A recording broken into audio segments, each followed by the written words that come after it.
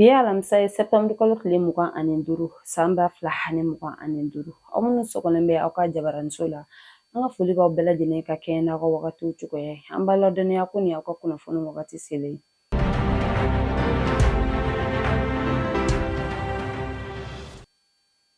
An ka jamana ka yɛrɛma hɔrɔnya sanyɛlɛma ɲɛnajɛ ta ko 65nan hukumu kɔnɔna la. An ka jamanakuntigi General d'Armée Assimi Goïta bɔra ka laseli kɛ ka kuma jamanadenw fɛ. A ka kumaw kɔnɔna la a ye i da don an ka dugu jukɔrɔ nafolo baarako ta cogoya la. A ye a jira ko an bɛ wagati min na i ko bi na ko a bɛ se ka fɔ ko yɛlɛma caman donna an ka dugu jukɔrɔ nafolo la baara cogoyaw la. Sabula a y'a jira ko u ye bolonɔbila kɛ sɛbɛnfura min na min bɛ ɲɛsin an ka dugu jukɔrɔ nafolo ma ni u ni cakɛda minnu n'olu bɛ an ka dugu jukɔrɔ nafolo baara n'olu bɛ bolonɔbila kɛ ko u ye yɛlɛma caman don o sɛbɛnfura in kɔnɔna la min bɛna kɛ sababu ye ka caman fara jamana ka sɔrɔta kan. A ye a jira ko an ka raffinerie d'or dilanni ko kuma min fɔra ni o bɛna kɛ an ni Rusi ka bolodi ɲɔgɔnma kɔnɔna la ko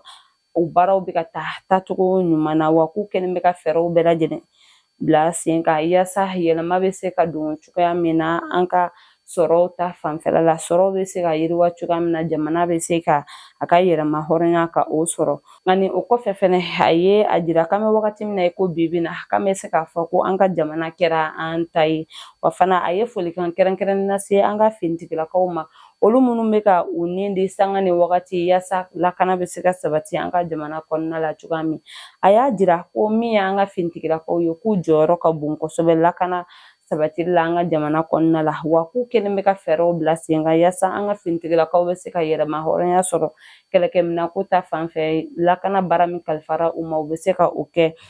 cogoya bɛnnen na cogoya min na an ka jamana in fan 14 bɛɛ lajɛlen na. Ko basigi wale min ni o kuma bɛ fɔ ko an ka finitigilakaw jɔyɔrɔ ka bon o la kosɛbɛ. A kɛra an ka jamana kɔnɔna ye a kɛra an ka jamana kɔkanna ye wa a y'a jira fana ko an ka finitigilakaw ka wuli ka jɔ barika la min ye bamaciwale tigilamɔgɔw ye ko caman bɔra u fanga la sabula u bɛ ka u ka waleya jugu ta ka ɲɛsin jamanadenw de ma an bɛ wagati min na i ko bi na wa k'a b'a ɲini jamanadenw fana fɛ ko an kana sɔn ka an tulo don maa jugu ninnu ka nin kunnafoni kolo ninnu kɔrɔ ko an ka an fanga fara ɲɔgɔn kan nin wagati gɛlɛn ninnu kɔnɔna la ka lakana baara ka se ka o waleya cogoya min na sabula ko nin wagati gɛlɛn min filɛ nin ye ko ni an farala ɲɔgɔn kan an bɛ se ka sebaya sɔrɔ nin maa jugu ninnu kan ko ni an ye nin maa jugu ninnu ye yɔrɔ yɔrɔ la an ka fanga fara an ka finitigilakaw fanga kan ka wele bila u ma yaasa u bɛ se ka na u ka lakana baara ka o waleya.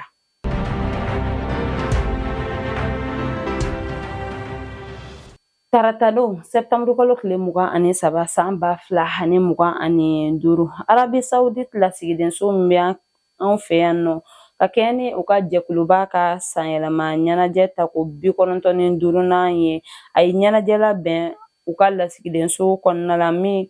bɛ an ka jamana kɔnɔna la yan. Ɲɛnajɛ min kɛnɛ kan min ye an ka diinɛko ni dandadako minisiri fo ka taga se an ka gouvernement ma caman ani Haut Conseil Islamique ɲɛma u tun bɛ a kɛnɛ kan yaasa ka an ka jamana jɔyɔrɔ fa ani bolodi ɲɔgɔnma min bɛ ni jamana fila ni ɲɔgɔn cɛ ka se ka o jira cogoya min na. U ka nin ɲɛnajɛ in kɛnɛ kan min ye nin jamana fila bɛɛ lajɛlen mabaw ye u ye a jira ko u bɛna fɛɛrɛw bɛɛ lajɛlen bila sen kan yaasa bolodi ɲɔgɔnma min bɛ ni jamana fila ni ɲɔgɔn cɛ caman bɛ se ka fara a kan cogoya min na. A kɛra lakanako ye o a kɛra diinɛko ye o a kɛra dɛmɛ wɛrɛw ye o ko u bɛna fɛɛrɛw bɛɛ lajɛlen bila sen kan ka se ka caman fara o kan jamanadenw ka lafiya kama.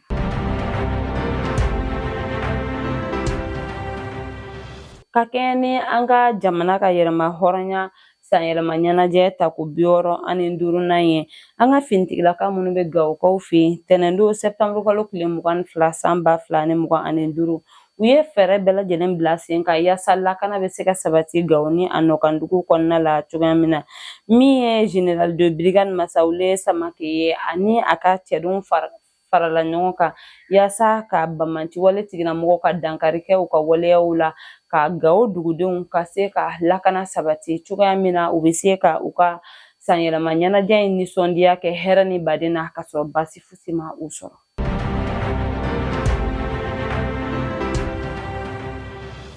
Bankas sifinnakaw ni ONG DCA jɛra k'u fanga fara ɲɔgɔn kan ka caravane belebele boloda Bankas kɔnɔna la tarata don septembre kalo tile 23 san 2025. U ka nin caravane kun tɛ dɔwɛrɛ yaasa min ye u ka yen sigibagaw ye k'u kunnafoni bɛn ni kelenya ni koto ɲɔgɔn tala nafa ye fɛn min an ka hadamadenya kɔnɔna la ka se ka u lafaamuya o la cogoya min na. Min ye nin sifinnaka ninnu ye u kumana u ka maaw fɛ u ka kan na yaasa u ka jɛ k'u fanga fara ɲɔgɔn kan k'u bolo di ɲɔgɔn ma bɛn ni kelenya kuma min bɛ ka fɔ u ka se ka ye an kɛwalew la hani a ka sabati cogoya min an ka jamana kɔnɔna la.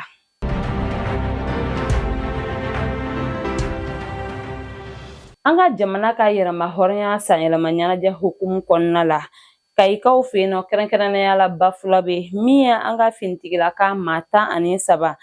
sugantira ka bɔ gendarmerie nationale, armée de terre, garde nationale fo ka taga se polisi la yaasa ka dɔ fara u ka jala kan cogoya min na tɛnɛndon septembre kalo tile 22 san 2025. A kɛnɛ kan min ye Bafulabe préfet ye ale tun bɛ yen a ye a jira ko ni maa ninnu ka cɛsiri wale de kɛra sababu ye ka nin lase u ma wa k'a b'a ɲini u fɛ halisa u k'u cɛsiri u ka baara la yaasa don n'a nataw la u bɛ se ka jɔyɔrɔbaw fɛnɛ sɔrɔ min fɛnɛ ka bon ni nin ye.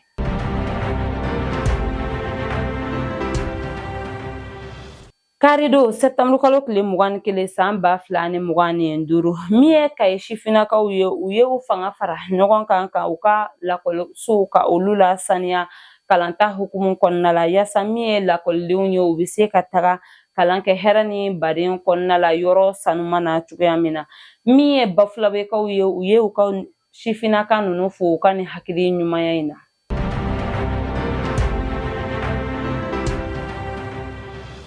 Septembre kalo tile 21 su ka dugu jɛ 22 la san 2025 an ka douane cɛdenw ka wulikajɔ kɔnɔna la an ka brigade mobile d'intervention cɛdenw ye tɛgɛ kɛ sogo datiba ni carton 600 de la an ka badakolow la wa min ye douane ɲɛmaayaso ye u y'a jira k'u bɛna fɛɛrɛw bɛɛ lajɛlen bila sen kan yaasa balofɛn minnu bɛ don an ka jamana kɔnɔna la yuruguyurugu sira fɛ ka se ka dansigi kɛ a la yaasa jamanadenw ka kɛnɛya u bɛ se ka sabati cogoya min na wa fana u y'a jira ko u ka sanyɛlɛma ɲɛnajɛ tako 65nan kan ka kɛ septembre kalo tile 27 a bɛna kɛ sababu fana ye u bɛna na dakayɔrɔ kura sɔrɔ u bɛ se ka u ka baara kɛ yɔrɔ min na jamanadenw ka lakana kama.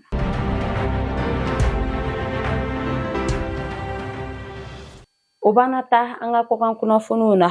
Guinée jamana ɲɛmaaw kun bɔra ka laseli kɛ k'a jira ko septembre kalo in kɔnɔna la ko u bɛna yɛlɛma don u ka sariya sunba dɔ la min bɛ kuma u ka jamanakuntigi ka manda san hakɛya kan u ye a jira ko min ye Guinée jamanadenw ye u caman bɔra ka taga kala fili wa ko caman ye a jira ko olu sɔnna hakilina ma sabula 100 sara la min ye 80 ɲɔgɔnna ye ko olu ye a jira ko olu sɔnna a hakilina ma hali k'a sɔrɔ don tɛmɛnenw na min ye u ka opposition maaw ye olu kun ye a ɲini u ka maaw fɛ ko u k'a jira ko u tɛ sɔn ni hakilina in ma cogoya si la sabula olu y'a jira ko min ye u ka ni finitigilaka minnu bɛ u ka fanga la ko olu b'a fɛ ka to fanga la ni sariya sun yɛlɛmali de wa a baaraw bɛɛ lajɛlen kɛra hɛrɛ ni baden kɔnɔna la baasi fosi ma kɛ a ko la wa min ye Mamadi Dunbiya ni o ye u ka jamanakuntigi ye u ka maaw tun bɛ ka u ka campagne kɛ ni a tɔgɔ de hali k'a sɔrɔ a yɛrɛ ma bɔ k'a jira ko a bɛna kɛ cɛbɔ ye u ka jamana kalafili senfɛla la nka min y'a ka maaw kɔni ye olu kɔni bɛ ka campagne kɛ a tɔgɔ la wa a jirala fana ko min ye u ka cour suprême maaw ye ko jaabi laban o bɛna bɔ olu de yɔrɔ k'a jira n'a sɔrɔ ni awɔ de ye sebaya sɔrɔ walima ni ayi de ye sebaya sɔrɔ.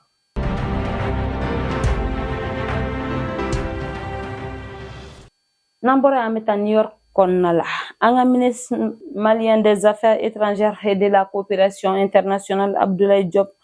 tun bɛ tɛnɛndon septembre kalo tile 22 san 2025 Nations Unies ka assemblée générale tako 80nan kɛnɛ kan New York kɔnɔna la o min kɛnɛ kan a ye an ka jamana ka cɛsiri wale ka o jira k'a jira ko an ka jamana na bɛnnen don ka Nations Unies sariyaw ka olu bonya wa fana ko an na bɛnnen fɛnɛ don ka baara kɛ ni Nations Unies ye yaasa an bɛɛ lajɛlen bɛ se ka o tɔnɔmabɔ cogoya min na. O kɔfɛ fana min ye musow ka conférence internationale ta k'o naaninan ye a kun bɛ o kɛnɛ fɛnɛ kan o kɛnɛ min kan ani Organisation Internationale pour l'Immigration maaw ye lajɛrɛ kɛ lajɛrɛ min kɔnɔna la u ye hakilina falen-falenw kɛ yaasa tungalataga bɛ se ka nɔgɔya cogoya min na an ka jamanadenw ma u ka o fɛɛrɛw ka olu bila sen kan. Min y'an ka premier ministre fana ye général de division Abdoulaye Mayiga ale sera tarata don septembre kalo tile 23 san 2025 yaasa ONU ka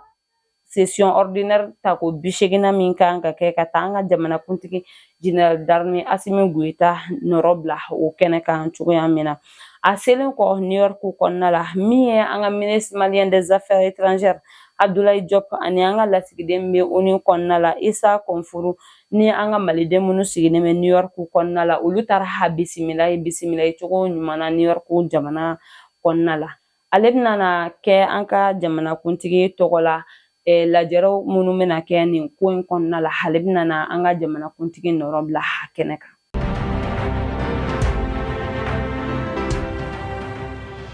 Nin bɛ dan sigi an ka bi kunnafoniw na an tɛ sɛgɛn an tɛ ɲinɛ an b'an ka dibila baarakɛbagaw fo sabula o jɔyɔrɔ ka bon an ka baara in na an b'a fɔ k'Ala ka basigi sabati an ka jamana kɔnɔ Ala ka sankɔrɔta di an ka finitigilakaw ma ni Ala m'an ka jɔnya jɔ an na an bɛ ɲɔgɔn sɔrɔ yan sini ka kunnafoni di aw ma ladiriya la shukran.